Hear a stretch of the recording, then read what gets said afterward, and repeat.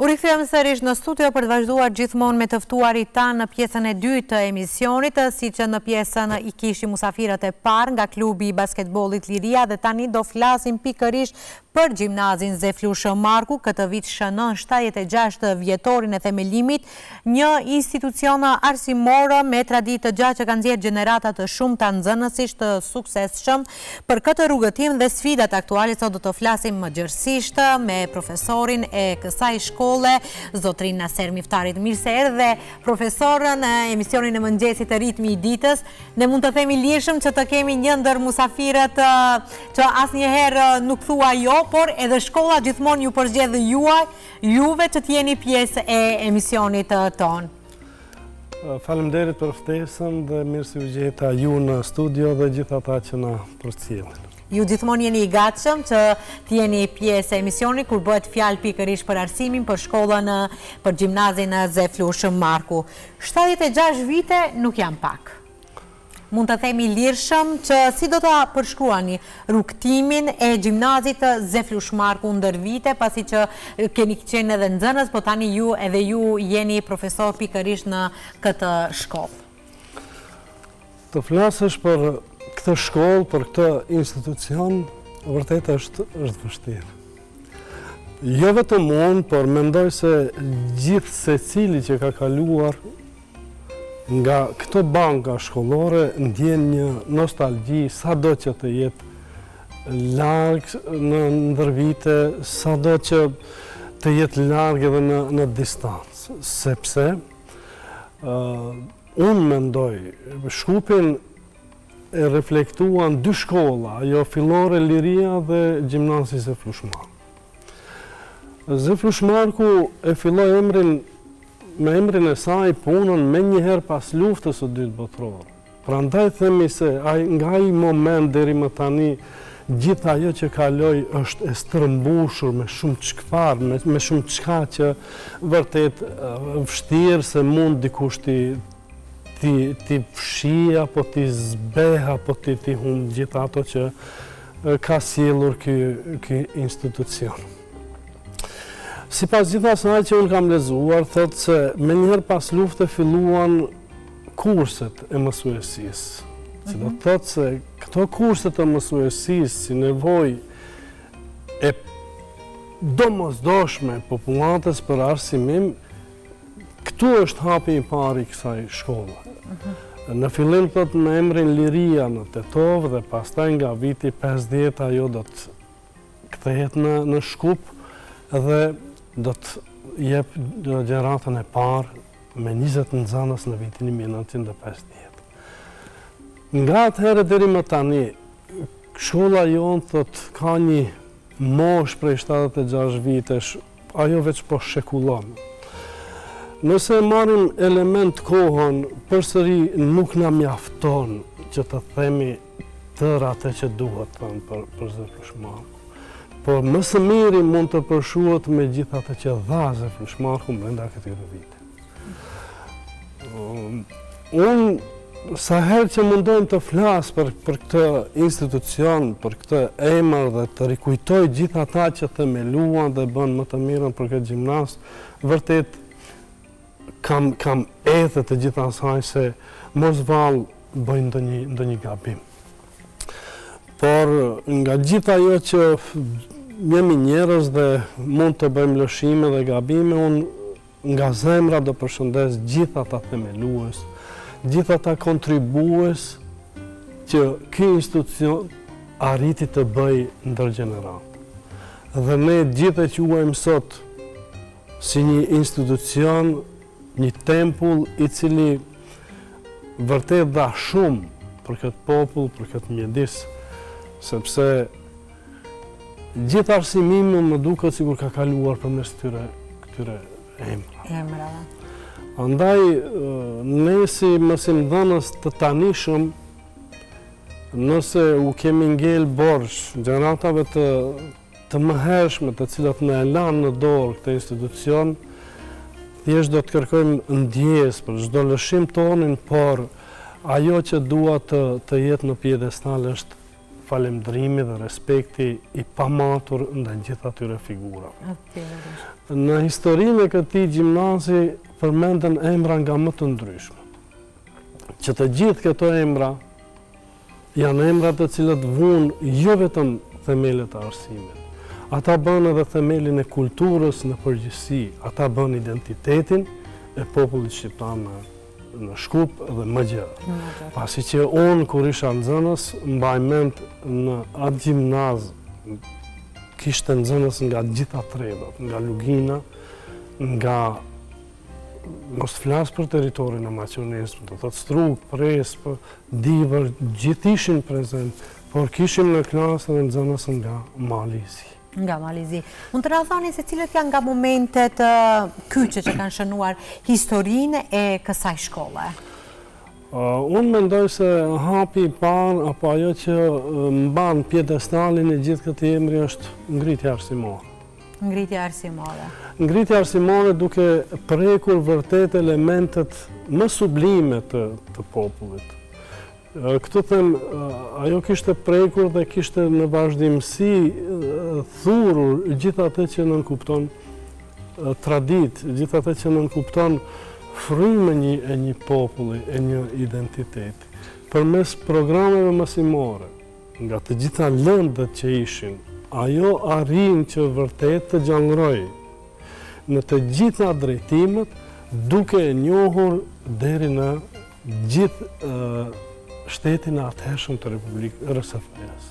Sepse edhe këtu kam një argument ku unë isha ushtar i ndoshta i gjeneratës së parafundit para se të shkatrohej RSF-ja, një ushtar nga Slovenia më thotë po kam dëgjuar për këtë gjimnaz, që vërtet më emocionon.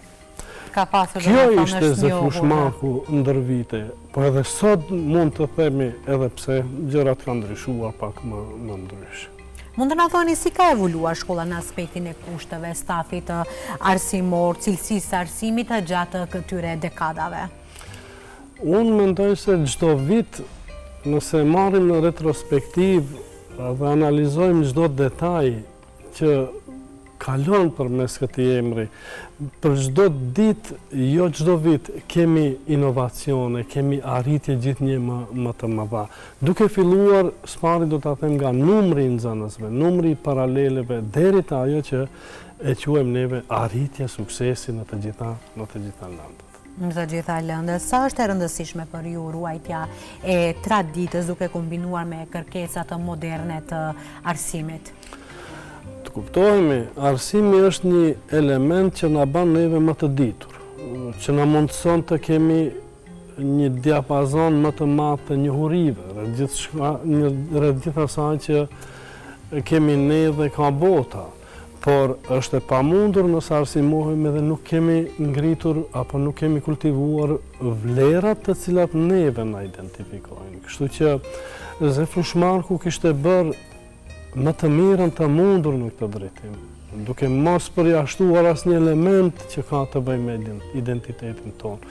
Edhe sot atë mund ta vërejmë bindshëm kudo që jemi, vetëm të themi Zeflush dhe mjafton që të gjithë të kuptojnë se kush ishte apo çfarë ishte ky institucion. Përsëri do të thirrem gjithmonë në punën e ndërgjegjshme, në punën e përgjegjshme të gjithë atyre që kishin punuar. Unë ruaj me nostalgji gjithë atë që ka të bëjë me gjimnazin, si të thënat e dëgjuara nga gjeneratat e mëhershme, por edhe në dokumentacionin që gjej. Sot qëllimisht kam sjellur këtu një fletush, një fletore, një kuedi që për secilin duket shumë e thjeshtë. Por kjo është ajo që për mua paraqet ndërgjegje dhe përgjegjësi e pastër. Çfarë është konkretisht kjo? Ky ka qenë një ditar i cili ka qenë i obliguar për çdo nxënës.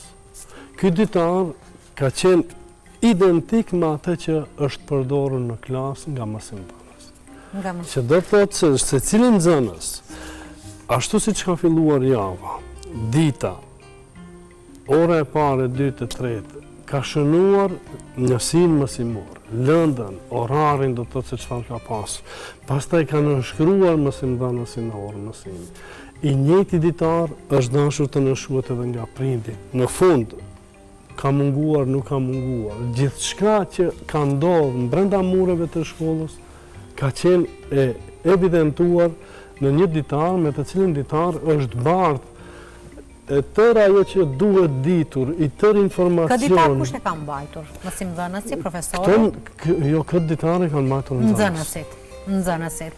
Dhe nxënësit këtë ditar e kanë treguar, të themi, e kanë dërguar edhe në shtëpi, e ka parë edhe prindëri edhe... E ka pasur obligim të shënoj gjithë atë që ka ndodhur në klasë dhe të nënshkruar, kuptohet, nga profesori lëndës nator dhe i njëjti tani duhet nënshkruar edhe nga prindi apo tutori në shtëpi.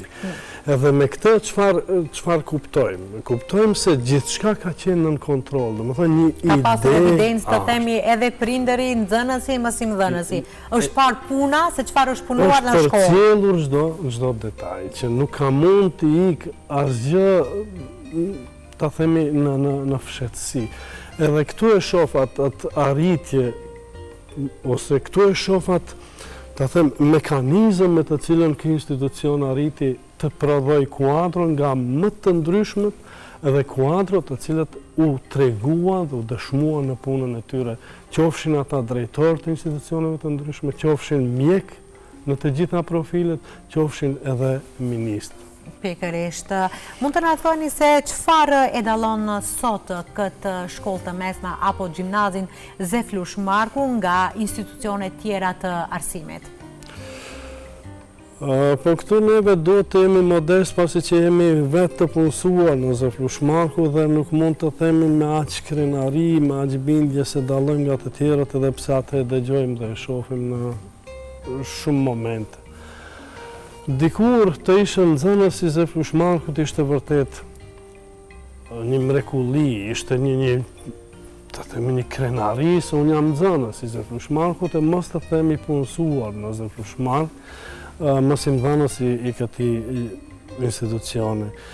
Ajo që dallon, unë mendoj se janë disa pika që të punësuarit apo mësimdhënësit, gjithë stafi, duke filluar nga menaxhmenti deri tek ai më i fundit, janë munduar që pos arsimit, pos edukimit të bartin edhe të trashëgojnë elementet që pak më parë u cekën, identifikimin, identitetin, se kush jemi, çfarë jemi, ku jemi dhe ku synojmë të shkojmë.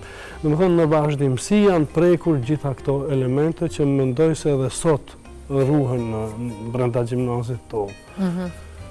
Të flasim pak për drejtimet që ofron aktualisht gjimnazi Zeflush Marku dhe sa janë të përshtatura me tregun e punës dhe interesat e nxënësve, duke pasur parasysh se tani më jemi edhe në fund të vitit shkollor, nuk na ka ngelur edhe pak ditë dhe nxënësit e shkollave fillore duhet të përcaktohen se ku duan të shkojnë në të ardhmen, se çfarë duan të vazhdojnë, ku duan të vazhdojnë shkollën e mesme. Të kuptohemi, gjimnazi Zeflush Marku sot është një gjimnazi përgjithshëm ku dallojnë dy drejtime kryesore, grupi apo drejtimi natyror ku bën pjesë shkencat matematik, informatik, biologjik, kimi, pra A dhe B, edhe grupi i lëndëve humanitaro-shoqëror. Gjimnazi sotëm shkon me një kapacitet për 16 paralelesh. Të dyja profileve që u përmendën më herët. Ndoshta si gjimnaz numri është pak i madh sepse koha e sotme dhe kërkesat e tregut janë shumë më ndryshe nga ajo më pashmja.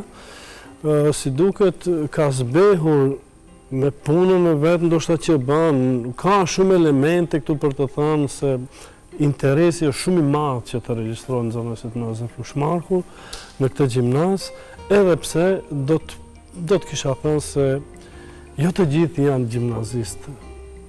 Jo të gjithë duhet të vrapojmë deri në maksimum të stërmbushim bankat, klasat e kësaj shkolle, ka shqipra për kundër paraleleve të shumta që ofrojnë edhe shkollat profesionale. Këtu do të kisha thënë që duhet shumë më tepër të bëhet një aktivitet në politikën e regjistrimit, pasi që përderisa ne mund të lavdrohemi se kemi shumë nxënës dhe nuk kemi problem me numrin e nxënësve gjatë regjistrimit apo mbajtjes së paraleleve, në shkollat profesionale ky problem është rritur dukshëm. Andaj këtu do të thoja që është mirë të veprohet edhe ju si mediume dhe të gjithë të ngrejnë vetdijen se tregu i punës kërkon edhe drejtime, profile nga më të ndryshmet, jo vetëm gjimnazor.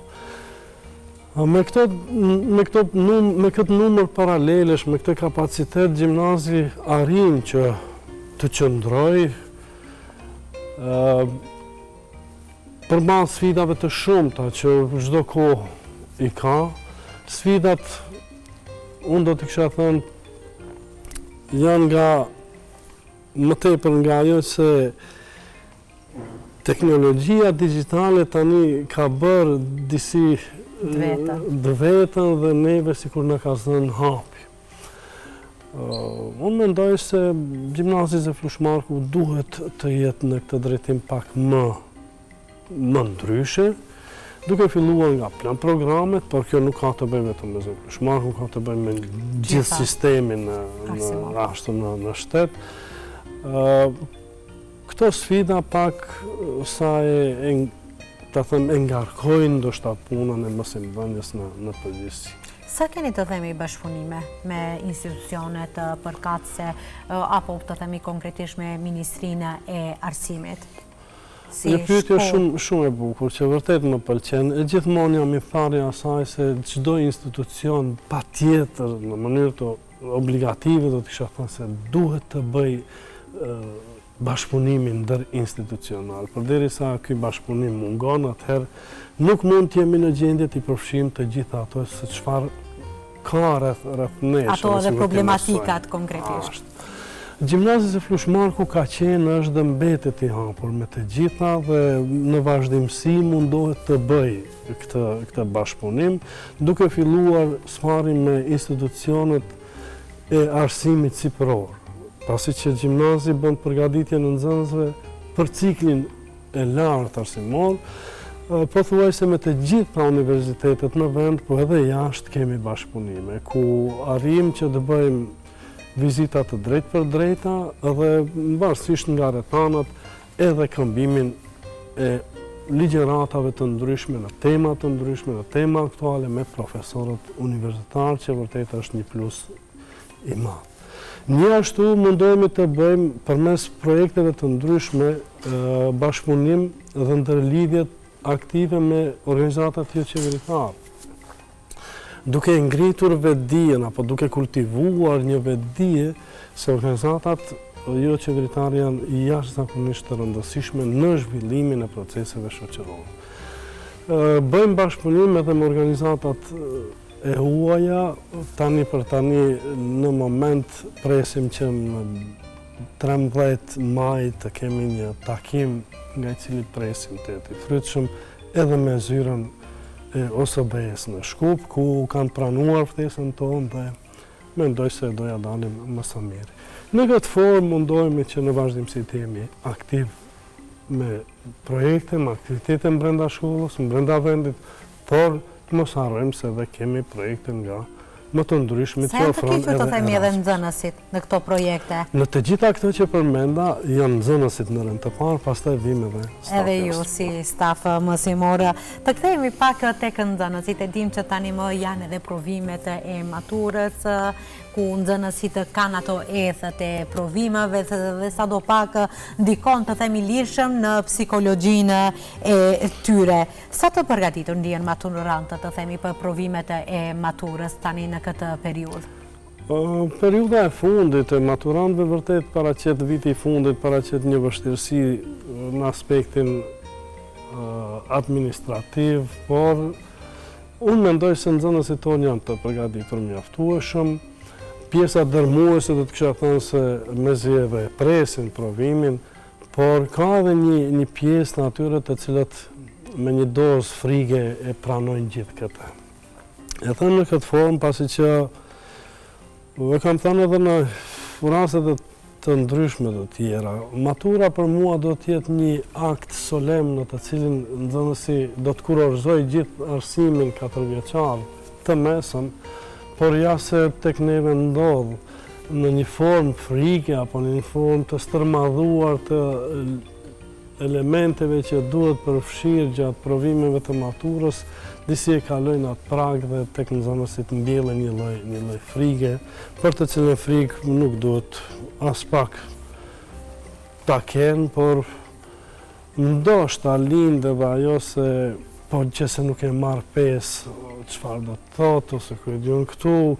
Ndikon në regjistrimin e ata ku duan të shkojnë në arsimin e lartë. Këtu ngërthehen më shumë interesat individuale të nxënësit, interesat e prindit, po edhe interesat e mësimdhënësve, do të them, por edhe pse mësimdhënësit nuk kanë qasje deri në atë nivel ku ndikojnë tek ajo. Matura është një diçka që kërkon nga nxënësit një mobilitet më të madh, edhe pse gjithë e dim se ata janë në fazën më të harreshme të tyre dhe tani gjithë ajo duhet për një moment të shembet. Ne mësimdhënësit mundohemi që këtë element ta detektojmë dhe ta menaxhojmë më së miri, që ata të mos frigohen, por ti thonë vetë se ne dim dhe mundemi, sepse njëkohësisht ju luani edhe rolin edhe të psikologut. Po duhet të bëjë gjithçka që të jemi krah tyre, se ajo është edhe qëllimi kryesor i ynë. Po duke apeluar edhe tek prindërit që të mos i vënë në atë në vështirësi edhe nxënësit që patjetër mendoj mos të ketë pesë, sepse ndonjëherë edhe te i kalojmë atë presion edhe pastaj atë kufi të atij presioni dhe pastaj mund të kemi kundër efekt. Sa ndikojnë të themi rezultatet e maturës tek maturantët, tek nxënësit? Ndikojnë, nuk mund të themi se jo, sepse në bazë të notave që do të merr në maturë dhe në bazë të suksesit të dëshmuar gjatë 4 viteve, ajo do të përcaktojë edhe vendin se ku do të shkojë. Në fakt, nëse ajo është i përcaktuar në një drejtim në të cilin numri i studentëve është i kufizuar dhe tani stërmbushet apo mbushet në bazë të suksesit, atëherë mund të ketë pasoja, sepse nuk mund të arrijë nivelin, ai mund të ndoshta të jetë i pranuar, por nuk mund të arrijë nivelin e pagesës. Mendoni se është i drejtë për maturantët ky vlerësim? Se përderisa 4 vite me radhë vlerësohen edhe nga ju si profesorën në gjitha lëndët, por edhe në fund të kenë edhe një provim për 4 vite me radhë për atë që kanë mësuar. Unë personalisht jam shprehur në këtë drejtim, kam thënë se nuk ka nevojë që të ketë maturë të këtij tillë, mirë po jashtësi është arsjetimi i gjithë maturës. Thot me kalimin e kohës, sa rriteshte numri i nxënësve që mbarojnë shkollimin e mesëm, duhet të bëhet një filtrim. Dhe këtë duhet ta kuptojmë të gjithë, se matura ka këtë qëllim, filtrimin e nxënësve, në fakt tani ma student, maturantët ma janë student, gjatë këtij viti akademik, duhet të bëhet në këtë formë. Jo çdo kush mund të vazhdoj, por elementi tjetër pos asaj që ban filtrimin është edhe të pjek më mirë thot atë për të cilën nesër ai do të jetë i punësuar, sepse sa do kudo ai merr një diplomë. Pra kjo është një kërkesë që bëhet në vendin tonë dhe në të gjitha vendet bazuar në sistemin arsimor të Evropës. Ju e dini se para disa viteve kishte zëra të tillë që nuk duhet mbajtur provimi maturës, por ajo nuk mund të hiqet për shkak të gjithë kësaj arsye. Mund të na thoni se sa janë të orientuar nxënësit drejt profesioneve dhe sa i orientoni edhe ju si profesor? Kohëve të fundit mendoj se Ky element është gjithnjë më i shprehur, gjithnjë më i diskutuar, dhe orientimi profesional tani veç më merr një formë ndryshe, një hapësirë më të madhe edhe në shtëpi, edhe në shkollë. Ju e dini se nga ky vit shkollor, në shkollat e mesme ka edhe këshilltar karriere, i cili këshilltar dhe staf, ekip i karrierës ka për detyrë që të njoftoj sa më shumë, të informoj sa më shumë nxënësit, mësimdhënësit dhe prindërit. Çfarë në fakt duhet të informoj? Informon mbi gjithë atë se cilët janë aftësitë, cilët janë interesat, cilët janë arritjet e nxënësve ku më së miri mund të vazhdoj ciklin e ardhshëm arsimor. Pastaj mundohet në vazhdimsi që ato t'i shkrijë në një kahje apo t'i jep një kahje, një udhëzim me të cilën ai do t'jetë shumë më i suksesshëm edhe në të themi arsimin superior. Këshilltarët e karrierës me ekipin e karrierës në shkollë, së bashku me mësimdhënësit, po edhe prindërit ashtu është e paraparë në planin e punës, do të këshillojnë në vazhdimsi nxënësit. Se shpesh herë ndodh që nxënësit mos e qëllojnë drejtimin që kanë marrë. Shpesh ndodh që neve të regjistrohemi në një drejtim për shkak të shokut apo shoqës. Shumë e vërtetë. Do të shkoj se atje kam shoqërinë. Ose shpesh ndodh që për hir të prindërve të zgjedh një drejtim që këtu dua të them për të gjithë ata që na përcjellin, duhet t'i lëmë rehat nxënësit sepse maturantët janë të vetëdijshëm se çfarë duan, ku janë dhe për çfarë janë më të përgatitur, e jona është që vetëm t'i përkrahim në atë që ata do të thonë. Ndoshta këtu duhet shumë më shumë kohë që të themi gjithë atë se çfarë duhet bërë dhe si duhet përzgjedhur. Ase si nuk guxojmë që t'ua imponojmë të ardhmen. Unë gjithmonë ju kam thënë dhe do ju them se nxënësit është mirë që të zgjedhin një drejtim A dhe një drejtim B, po edhe C mundësisht, sepse ndodh, jeta i ka të sfida ku në vazhdimsi ka ëndrrën e vet dhe ata ëndër dëshiron ta realizojë kushtimisht vetëm në mjekësi. Mirëpatje nuk arrin që të regjistrohet.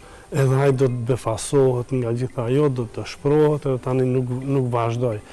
Ai duhet të jetë i përgatitur psikikisht që po që se nuk arrit të bëj këtë drejtim A, të kem opsionin B, të kem opsionin C e kështu me radhë, që asesi të mos dështojmë, sepse të gjithë kemi dëshirë të bëhemi dikush, por prirjet, aftësitë janë diçka më ndryshe. Më ndryshe. Dhe profesorë, në fund, në këtë 76 vjetor, mund të na thuani se cili është vizioni juaj për gjimnazin Zeflush Marku?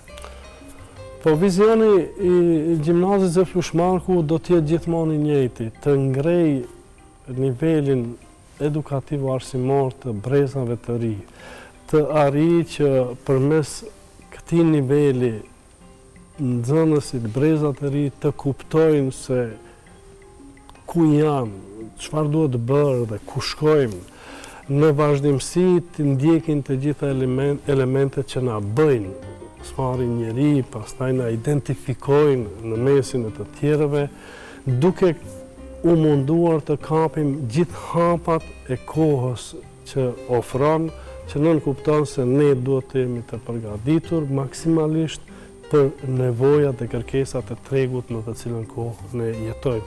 Asnjëherë nuk mund të mendojmë dhe veprojmë të izoluar, por gjithnjë të kenë parasysh se çfarë ndodh në rreth, çfarë ndodh më gjerë, çfarë ndodh në botë. Të jemi vërtet syçel dhe largpamës në gjithë ato që na pret.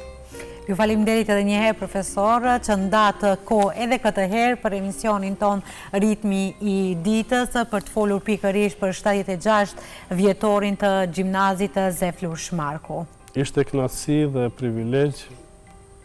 Unë uroj që gjithë atë që prekëm të mos jemi keq kuptuar në publik, përkundrazi çdo lëshimtimin kërkoj që ta mirë kuptojnë dhe se kemi kohë, le të urnojnë, jemi të hapur, i presim të gjithë ata që vërtet kanë një nostalgji për Zëflushmar. Ju faleminderit edhe një herë.